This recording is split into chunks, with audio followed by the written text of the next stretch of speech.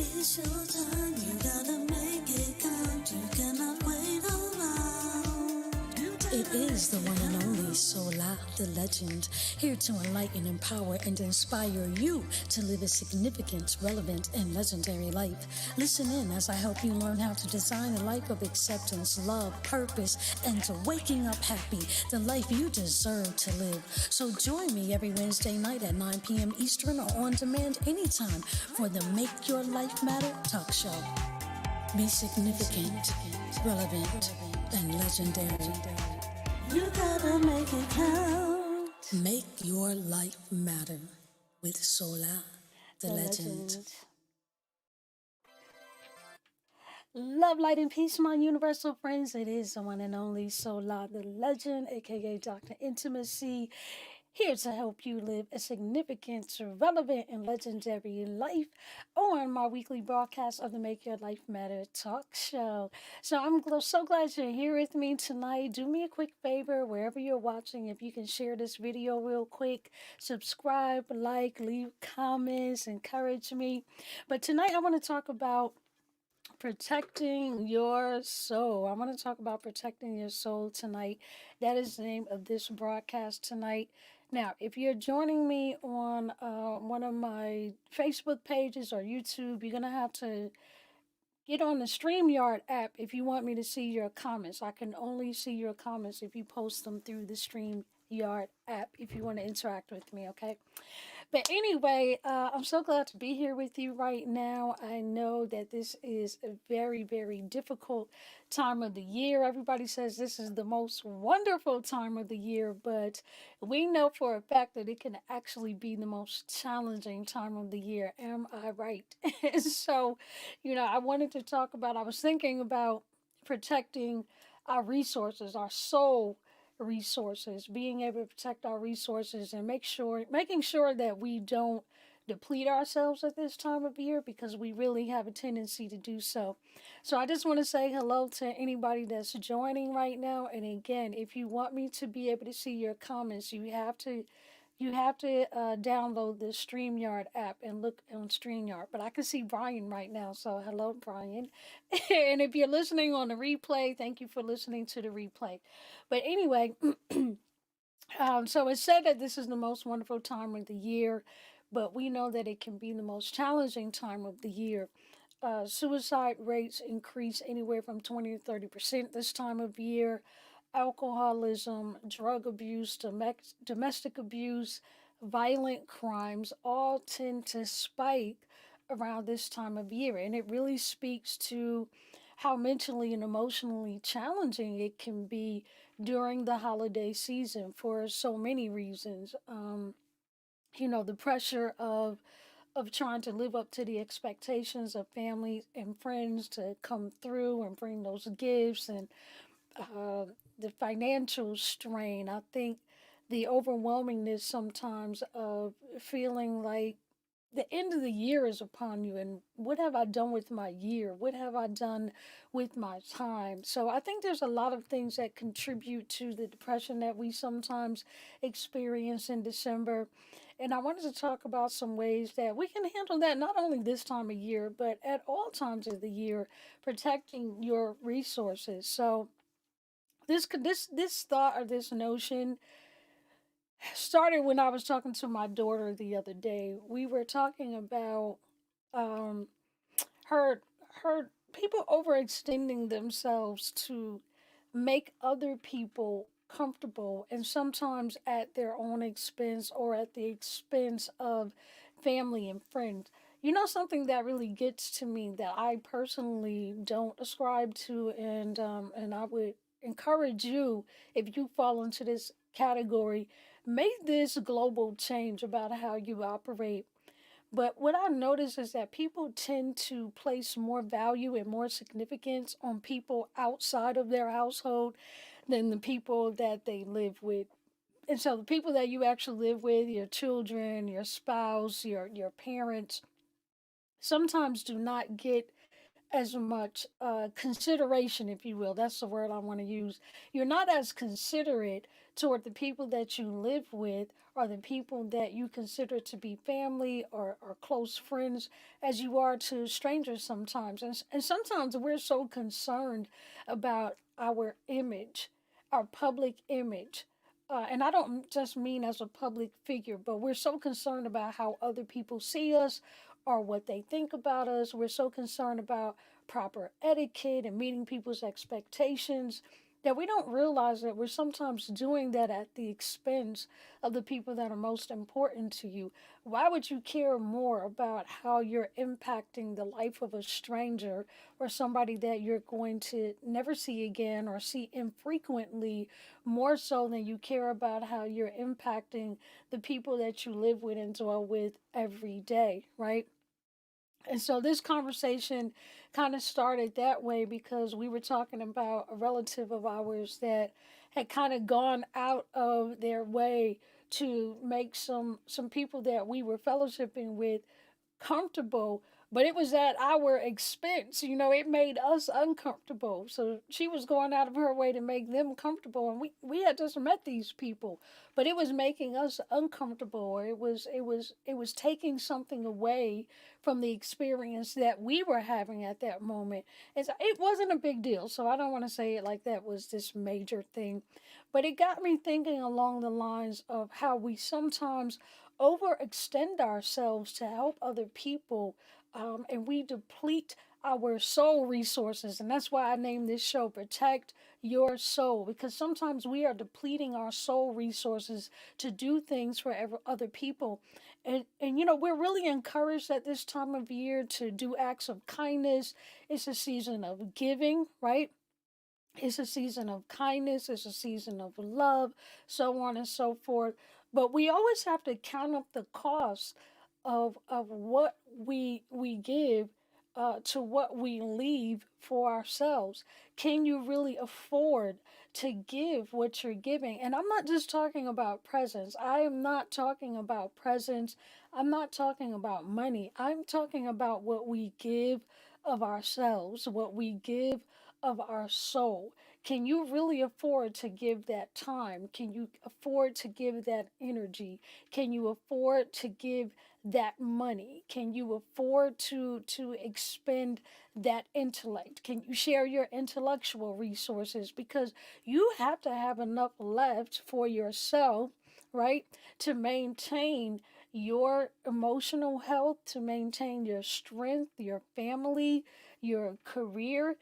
And this is a critical time of year because in December we're preparing to start a brand new year. And even though you can start your year over anytime you want, we don't need to wait until January 1st to reset our year. We don't need to wait for a birthday or an anniversary, but there is some collective momentum, right? There is some collective momentum that is in the atmosphere in December going into January for this annual reset that we go through that allows us to refocus, to regroup, and make some decisions about how we want to move forward. And so it's really, really important this time of year that we properly prepare ourselves for that. So this is not the time of year. We don't ever want to deplete ourselves. But more than any other time of year, this is not the time to deplete yourself. Do you hear me? This is not the time to deplete yourself, okay? This is a time where you want to preserve and protect your resources like never before.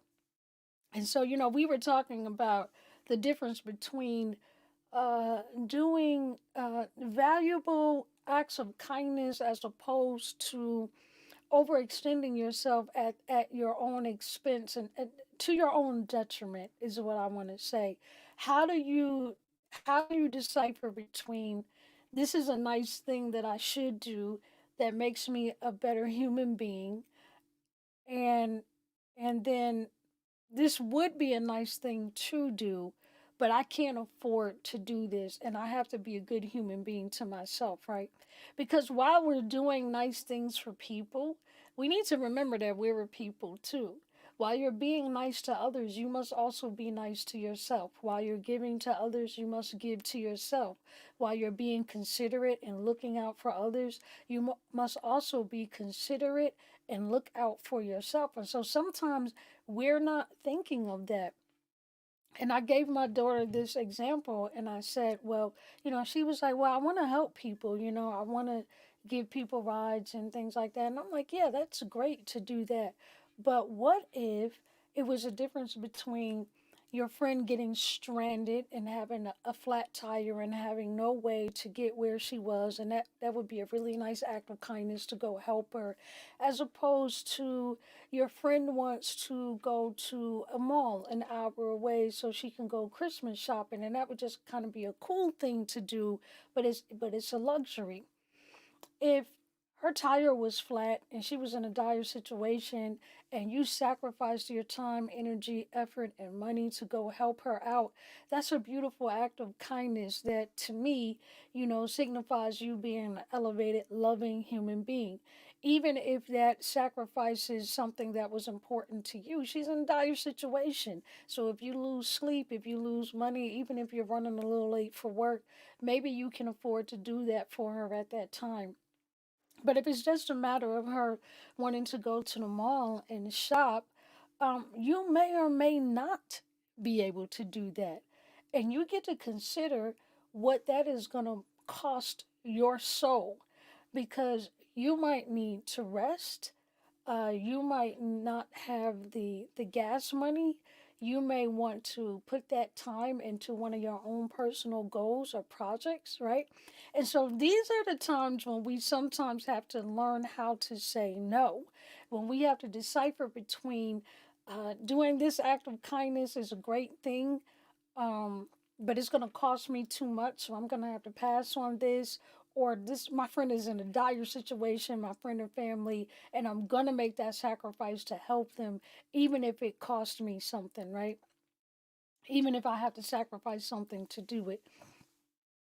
And so that's what I'm talking about when I'm saying to protect your soul. So if you guys have been following the show for the last couple of weeks, and I want to talk about a specific thing that happened to me today, because when I'm talking about protecting your soul, I'm talking about your resources, your emotions, your intellect, your physical energy, your spiritual energy, your time, and your money too. Protecting your money as well is also very important, because nothing is more depressing than working really hard and having nothing to show for it. And a lot of times we overspend this time of year, and that also brings depression, right? But if you guys have been following the show every week, and again, this is the Make Your Life Matter Talk platform with host Sola the Legend, here to enlighten, empower, and inspire you to live a significant, relevant, and legendary life. I'm here live every Wednesday night at 9 p.m. Eastern Time, 8 p.m. Central. Just want to throw that plug in there.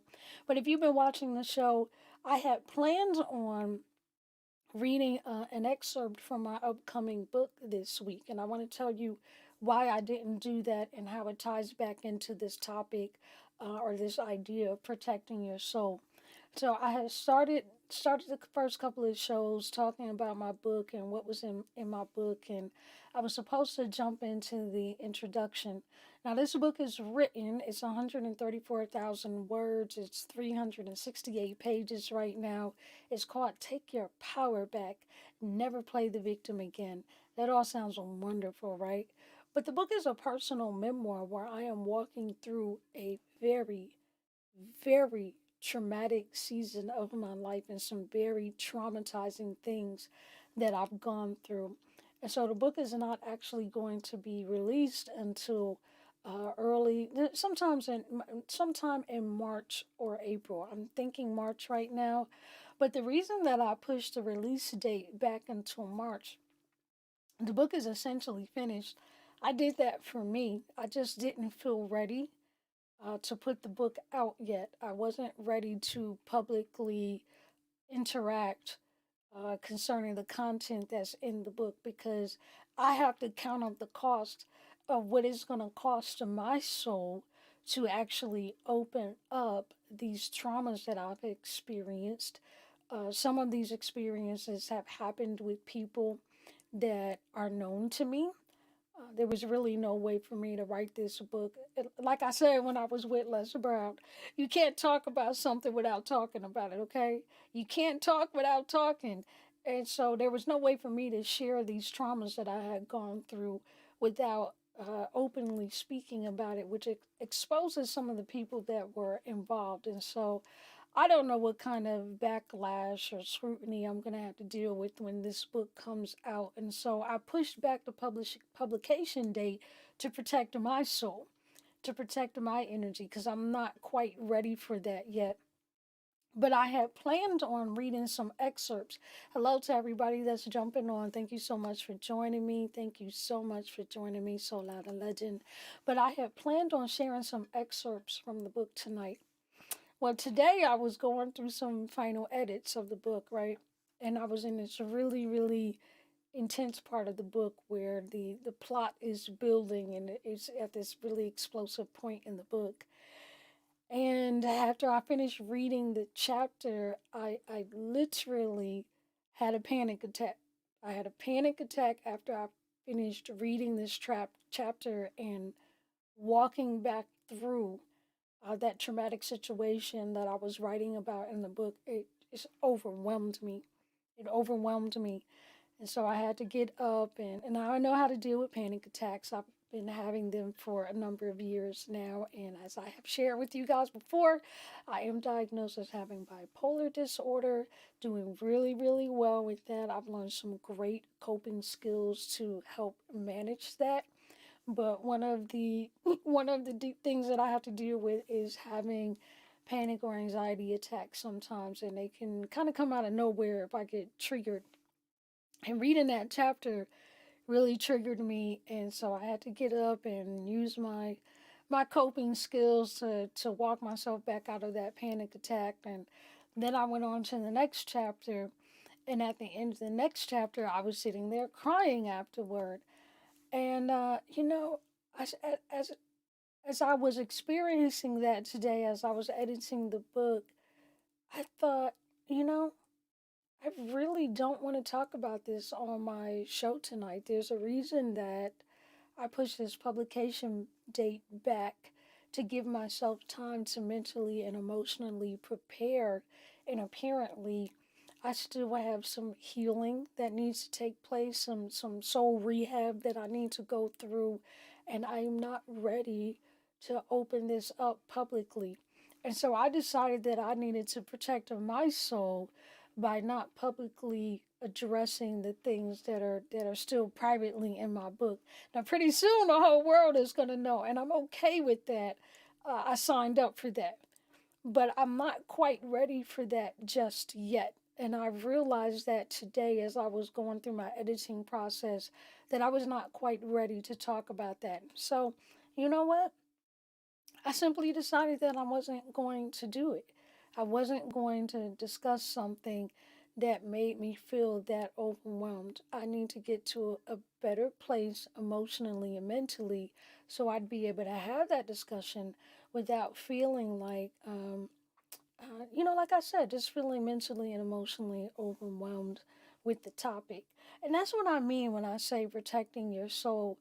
Sometimes we really, really want to do things for people, and we volunteer ourselves to do things. We sign up to do things that sometimes we're just not ready for yet. And it is okay to realize we should try to keep our word at all times. And I'm a big advocate of keeping your word. You should really try to keep your word at all times.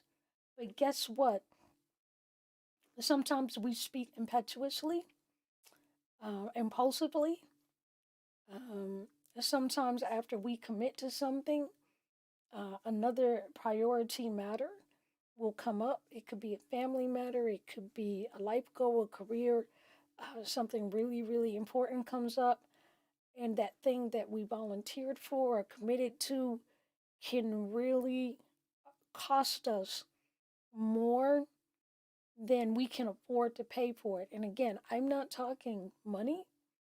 Sometimes it can be money, sometimes it is money. But when I'm talking about costing more than you can afford, it might cost more time than you can afford. It might cost you more emotionally than you can afford. It might cost you more intellectually than you can afford. It might cost you more spiritually than you can afford. It might cost you more physically than you can afford. And it might cost you more monetarily.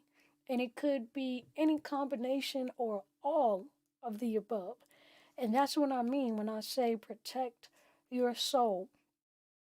Do not do things for people that you cannot afford to do, whether it is mental, emotional, intellectual, time, spiritual, or physical. Those are your resources. And you should not volunteer to do things that you can't afford to do. And if you end up overextending yourself, okay, and you sign up for things and you realize that you signed up for too many things, sometimes you just have to say, I can't do this today. And so I had committed to going over those portions of my book today, but I realized that emotionally I could not afford that. I could not afford emotionally to walk through those chapters. And so I decided to back right on out of that and show up and give you something else of significance and value, right? I didn't leave you hanging. I showed up and brought you something, but I was not going to bring something that was costing me more than I was willing to pay. And it is okay for you to reevaluate what you said. Now, what I want to encourage you to do is don't say things without thinking about it. You should really count up the cost of what you say before you open your mouth. I am not quick to agree to anything. When somebody asks me to do something or show up somewhere or be involved in something, I am not quick to say yes. I'm like, you know what? Let me think about that. Let me see what's going on. Because what I don't want to do is say yes and then not be available. Um, but if I do say yes, and when it comes time to perform or to meet the obligation, if for some reason I can't afford to do it, I'm gonna apologize and I'm gonna protect my soul. Whether I'm just physically exhausted or just don't have the money or whatever the case may be. I'll give you a prime example. There was a women's meeting that I was invited to last month. I really wanted to go to it. The lady that invited me did not have the details, but I told her I would love to come and I was looking forward to coming. She didn't have the details for me at that time. She didn't provide the details of the event until the day before.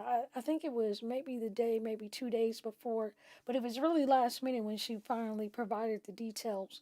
And once she provided the details of the event, I come to find out that the gathering wasn't until 8 o'clock at night, and it was almost an hour-long drive for me to get there. And I had to excuse myself because I don't like driving at night. And I, especially if I'm going somewhere for the first time and I'm not familiar with the area, I could not afford that. I could not afford that emotionally. My safety couldn't afford it, right? I can't put my safety in jeopardy to do something for someone else. And so when I got all of the details and I found out exactly what it was going to require of me to actually attend that fellowship, I had to excuse myself. And it's okay to do that. It is okay to let people down, to disappoint them, to not show up.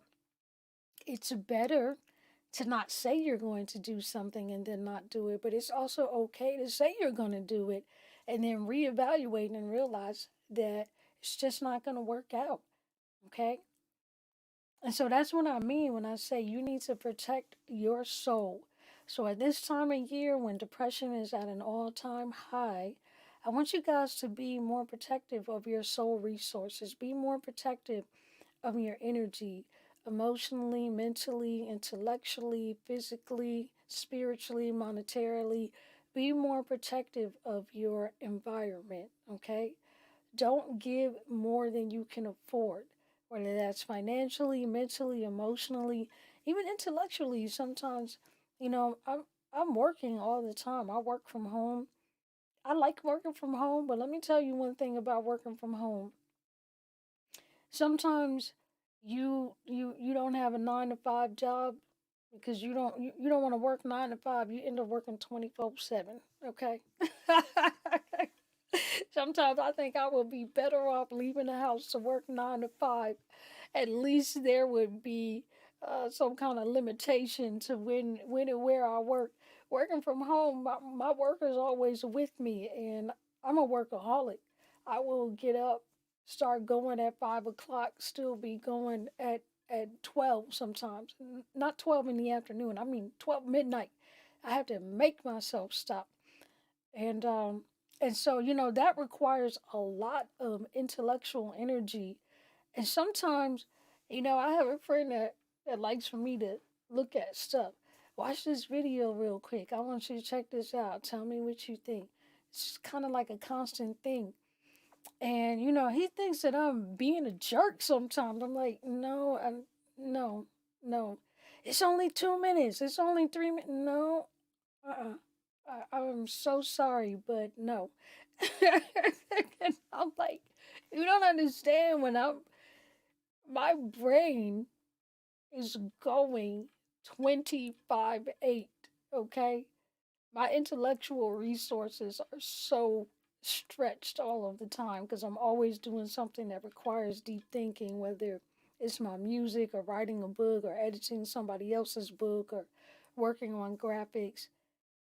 Sometimes I literally feel like I don't have another brain cell to spare to look at something or to read something, to evaluate something. I'm like, please, leave my brain cells alone. And sometimes, I'll just be resting. It looks like I'm chilling because I might be watching TV or scrolling through Facebook. And so to him, it appears that I'm not busy. So why are you being so selfish? Just look at this for me. But that's my way of giving my brain some much needed rest. What looks like doing nothing to you, I am doing nothing. And that's exactly what I need to be doing. Nothing. Because my brain needs to rest right now. And I cannot afford to give you this intellectual energy right now. So that's just an example of what I'm talking about. I'm just trying to give you some examples about how to protect your soul. But the important thing is let's not deplete ourselves, okay? Let's not deplete ourselves this time of year. And I don't know if you guys have any questions or comments. I see a few of you on, so if you have any questions or comments, go ahead and throw them up because I can see your comments. I saw a hello, a wow, and a right. So I do see your comments. If you have a question that you want to throw up because I'm about to end. But, let's not deplete ourselves because depleting yourself often leads to depression. Um, it it interferes with your mental clarity and your focus. And this is a really, really critical time of year where you want to be preparing for that annual reset, where you get to reevaluate your life and your goals and your relationships. The way I like to say it in December is it's time to do that annual audit.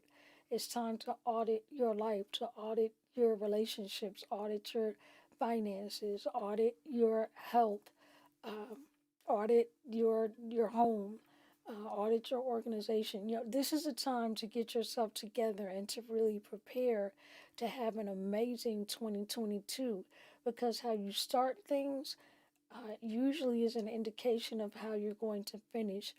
And so it's really, really important to me that I start my year off strong. Hey, Terrence. Wow, I haven't seen you in forever. How you doing, honey?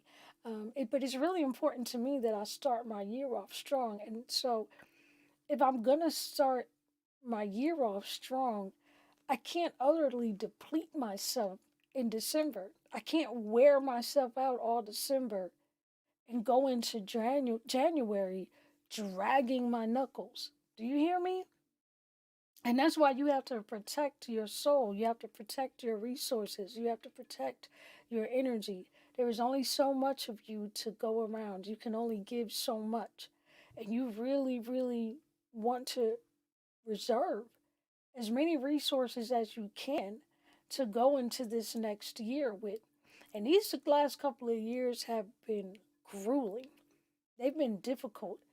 If ever there were a time that we needed some extra oomph to get through the day, now is that time. So you really, really don't want to wear yourself out, overextending yourself, doing unnecessary things. So if it's an act of kindness, if you want to help somebody, yes. If somebody's really in need, dire need, somebody's hungry, you want to take your friends some food, flat tire, visit someone in the hospital. Those are acts of kindness. Those are things that you want to do. But people running around and having you run around and take them places unnecessarily and showing up at everybody's party and trying to get everything on everybody's gift list. That's the type of stuff that I'm talking about really depletes you and wears you out and takes your energy away so that you go into the new year really dragging and not ready to launch your year, right? And I want you to be ready to launch your year, launch your life. So, thank you guys. I really appreciate you joining me tonight. I had a great time talking to you. I hope this was really beneficial to you all. It's always beneficial for me to join you, to actually talk to you, to be here with you. So, again, I'm here every Wednesday night. So, if you're listening to the replay, thank you once again. Make sure you subscribe, share, like, follow, let everybody else know. Join me again next Wednesday night at 9 p.m. Central, 9 p.m. Eastern, 8 p.m. Central, okay? So, Lotta Legend, aka Dr. Intimacy, here to enlighten, empower, and inspire you to live a significant, relevant, and legendary life and help you to wake up happy. And until next time, remember, only you can make your life matter. It's your time, you gotta make it count. You cannot wait around. It is the one and only Sola, the legend, here to enlighten, empower, and inspire you to live a significant, relevant, and legendary life. Listen in as I help you learn how to design a life of acceptance, love, purpose, and to waking up happy, the life you deserve to live. So join me every Wednesday night at 9 p.m. Eastern or on demand anytime for the Make Your Life Matter talk show. Bye, Be guys. significant, I'll see you next week. and Love you. legendary. Make your life matter with Sola, the legend.